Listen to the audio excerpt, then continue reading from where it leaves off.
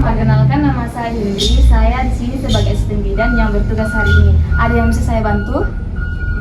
Apa bidangnya ada Bu? Saya ingin konseling tentang kehamilan yang sehat. Soalnya saya mau program kehamilan. Tunggu sebentar ya Bu. Ya. Pak, silakan masuk Bapak Ibu. Ya.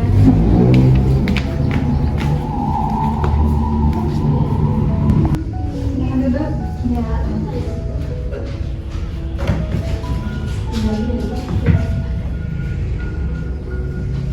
Baik Bu, perkenalkan saya Bidan Hasra yang bertugas hari ini. Ada yang bisa saya bantu? Ya Bu, perkenalkan saya Rina dan ini tunangan saya Andi. Kami ingin tahu lebih banyak tentang kehamilan. Lebih baik belajar dari awal ya Bu ya. Ya. Betul Ibu, biar saat kami punya anak nanti kami siap secara ilmu dan kesehatan. Ya, nah ini sikap yang sangat baik. Kehamilan sehat itu dimulai jauh sebelum kehamilan terjadi, yaitu dari saat perencanaan dan persiapan calon pengantin seperti ibu dan bapak. Nah, mari kita bahas satu persatu ya Pak, Bu. Yang pertama akan dilakukan pemeriksaan fisik dulu, nanti akan dilakukan oleh asisten bidan. Baik Pak, Bu, silahkan menuju ke ruangan sebelah untuk pemeriksaan fisik yang akan dilakukan oleh asisten bidan tadi. Iya Bu, terima Bu.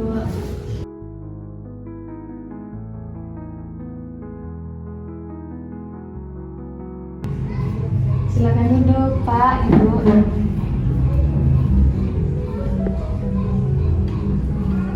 Baik, saya akan melakukan pemeriksaan fisik ya Pak Bu. Jadi saya akan tensi dulu.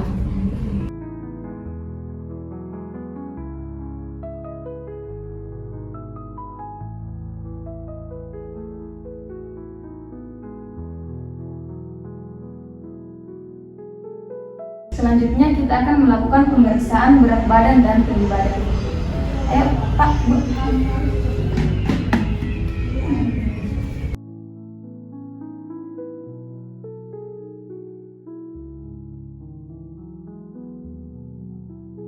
Jadi Bapak Ibu, tensi Bapak dan Ibu itu 120/80, jadi sama-sama normal ya.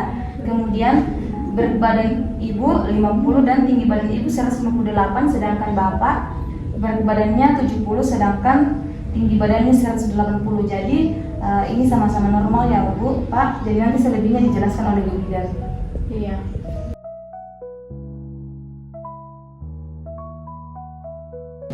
Baik, tadi sudah dilakukan pemeriksaan fisik ya Pak, Bu. Bagaimana dengan hasilnya? Apakah baik? Alhamdulillah baik.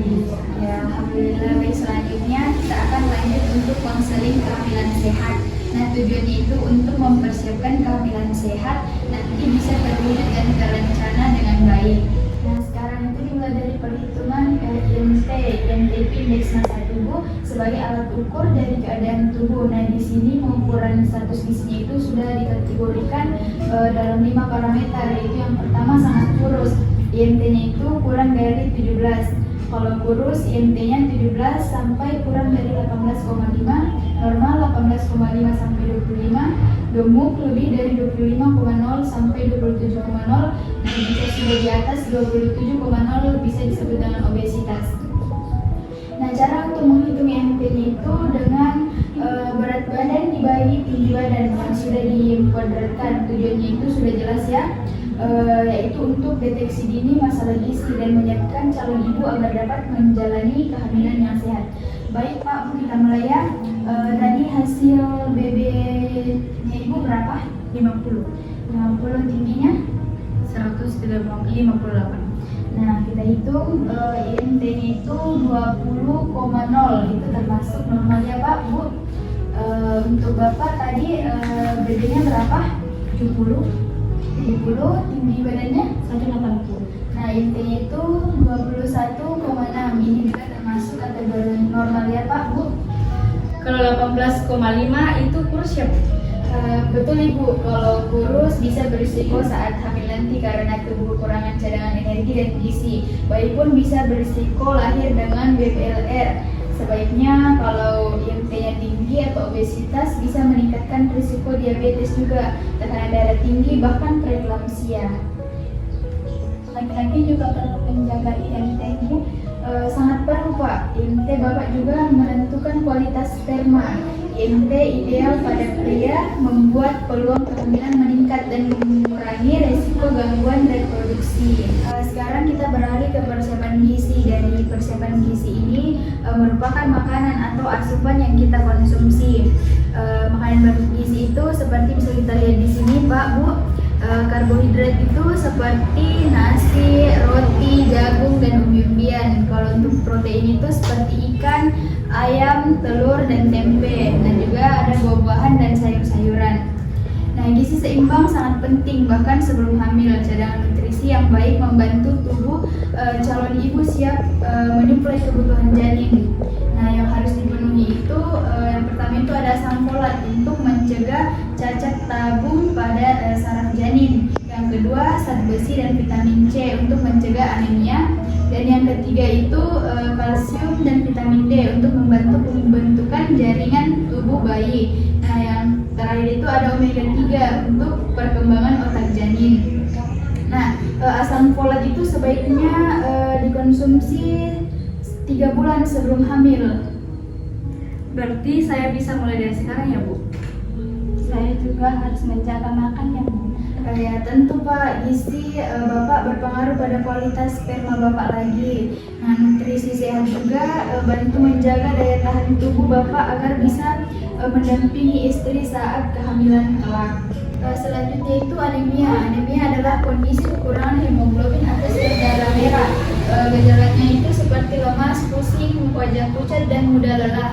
Saya kadang merasa begitu saat haid. Apakah bisa jadi itu anemia?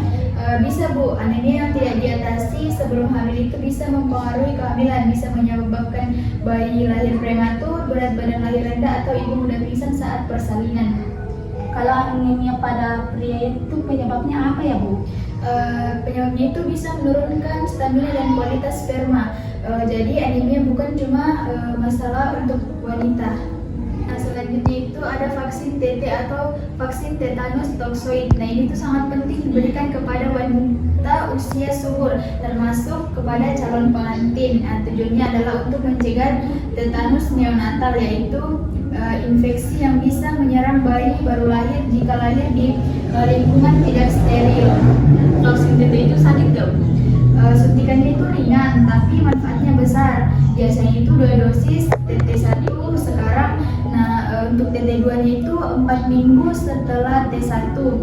Masa perlindungannya itu 3 tahun. Untuk T3-nya itu interval minimalnya pemberiannya itu 6 bulan setelah T2. Nah, masa perlindungannya itu 5 tahun. Untuk T4 itu 1 tahun setelah T3. Nah, masa perlindungannya itu 10 tahun. Kalau untuk T5-nya itu 1 tahun setelah T4. Nah, masa perlindungannya itu lebih dari 25 tahun. Apakah laki-laki juga harus vaksin? Tidak wajib Pak, tapi Bapak bisa ikut vaksin lain seperti hepatitis B, terutama jika Bapak belum pernah melakukan vaksin hepatitis B. Selanjutnya itu ada diabetes. Diabetes ini adalah kondisi peningkatan gula darah selama kehamilan. Biasanya muncul itu di trimester kedua. Jika tidak dikontrol bisa membuat bayi terlalu besar, lahir prematur, atau trauma lahir. Tapi saya nggak suka makanan manis, Bu. Bukan hanya dari makanan manis, kehamilan menyebabkan perubahan hormon yang mengganggu metabolisme glukosa. Oleh karena itu, semua ibu hamil wajib screening di usia kehamilan 24 sampai 28 minggu. Nah, itu bisa dilakukan pemeriksaan. Yang pertama, gula darah puasa dan 2 jam setelah makan. Yang kedua, tes toleransi glukosa oral pada usia kehamilan 24 sampai 28 minggu. Jika punya riwayat keluarga diabetes, berat badan berlebihan, atau pernah lahirkan bayi besar, itu resikonya meningkat. Selanjutnya itu konseling hepatitis B. Hepatitis B adalah infeksi hati yang bisa menular melalui hubungan seksual ataupun darah. Jika ibu hamil terinfeksi, bayi bisa tertular saat lahir. Gejalanya itu apa saja, Bu? Banyak yang tidak bergejala, tapi jika muncul itu gejalanya bisa kelelahan, mual, sakit perut, mata kuning, dan urin gelap. Selanjutnya itu ada malaria dan TORCH. Malaria adalah penyakit yang disebabkan oleh parasit Plasmodium, ditularkan melalui gigitan nyamuk Anopheles betina. Kalau ibu tinggal atau berpergian ke daerah endemis malaria, risiko kehamilan terganggu lebih tinggi.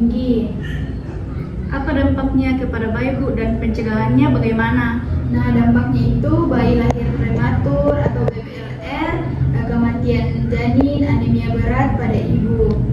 Nah, TORS itu bisa dicegah dengan menjaga kebersihan makanan, memasak daging hingga matang, cuci tangan, dan vaksin rubella sejak sebelum hamil. Kalau TORS itu apa Bu? Nah, TORS itu adalah toxoplasma dan rubella atau campak Jerman, CMV atau cytomegalovirus, dan herpes. Ini infeksi yang bisa menyebabkan cacat bawaan pada bayi. Berarti sebaiknya tes TORS dulu ya Bu? Iya, betul Bu. Pemeriksaan TORS itu sangat disarankan sebelum hamil.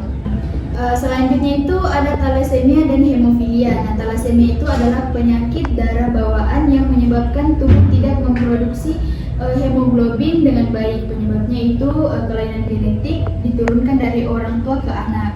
Sedangkan hemofilia adalah penyakit kelainan atau pembekuan darah yang menyebabkan darah sulit membeku saat luka. Nah, thalassemia dan hemofilia adalah penyakit darah turunan. Kalau dua-duanya pembawa sifat thalassemia, resiko anak menderita thalassemia. Resiko anak menderita thalassemia mayor bisa sangat tinggi. Nah, gejala thalassemia mayor itu seperti yang pertama anemia berat sejak lahir. Nah, kulit pucat, tubuh lemah, perut buncit, dan pembekuan limfa. Kalau saya anemia sejak remaja, apakah itu bisa menjadi tanda thalassemia? Nah, bisa Bu. Kita bisa tes darah MCV atau MCH untuk screening. Jika hasil mencurigakan, dianjurkan tes genetik. Hemofilia itu penyakit yang tak bisa sembuh-sembuh ya? Ya benar Pak, lebih sering diturunkan dari ibu ke anak laki-laki. Maka penting juga mengetahui riwayat keluarga. Nah Bapak, Ibu, itulah tadi informasi tentang persiapan kehamilan sehat. Semakin banyak yang kita tahu sejak dini, semakin besar kemungkinan kehamilan berjalan lancar dan bayi lahir sehat. Wah, banyak juga yang harus disiapkan, tapi alhamdulillah jadi paham sekarang. Terima kasih banyak Bu, kami jadi makin mantap untuk mempersiapkan punya anak ke depannya. Ya sama-sama Pak, Bu, jangan ragu untuk kembali konsultasi ya. Saya bersama asisten saya akan membimbing Ibu dengan Bapak dengan baik. Ya Bu, makasih. Kalau begitu kami permisi dulu. Ya sama-sama Bu.